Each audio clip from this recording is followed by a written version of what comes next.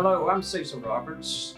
I'm the president of the United Mine Workers of America. I'm also a veteran of the United States Army, 196th Light Infantry Brigade, Maricao Division, 4th and 31st. I was in infantry in Vietnam.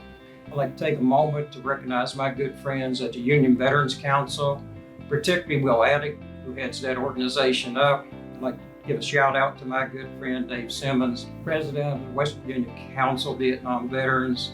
We come together every single year to remember those who fell in Vietnam, 58,000 plus the thousands of veterans who lost limbs or were injured. Thank you for your service.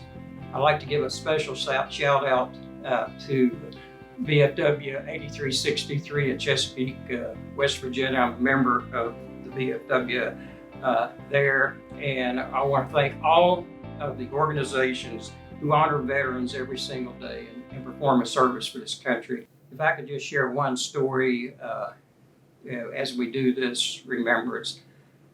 I was drafted in 1966. I went to Fort Knox, Kentucky, and from there I was sent to Fort Polk, Louisiana. But I was just a kid that was very immature when I was drafted.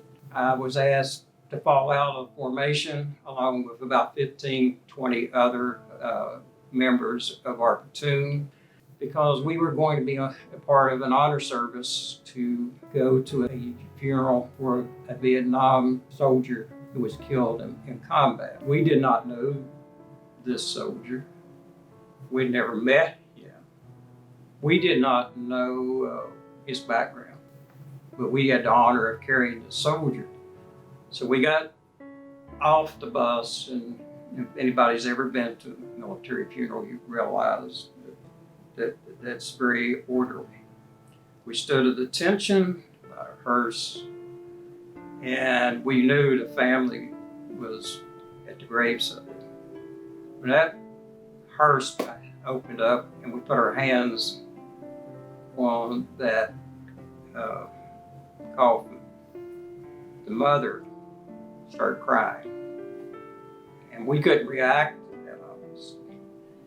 And as we handed that to one another, we removed the casket from the hearse, and we started marching towards the gravesite. The mother started crying louder and louder, and then the entire family started crying. And we all tried to absorb this and understand this as we marched towards the grave. And we stood at attention until we were told to start marching away in a very orderly fashion. Step, step, step. And I can still hear that mother and the family members crying to this day. So if you've never experienced anything like this, just remember that we all are Americans, regardless of where we come from, color of our skin, our nationality, how long we've been in this country. Makes no difference. We all love this country, and veterans in particular have given more than anybody else. If I live to be 100, the voice, the cries of that mother will never leave me.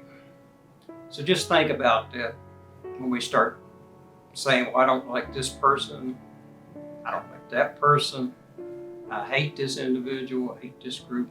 Stop it.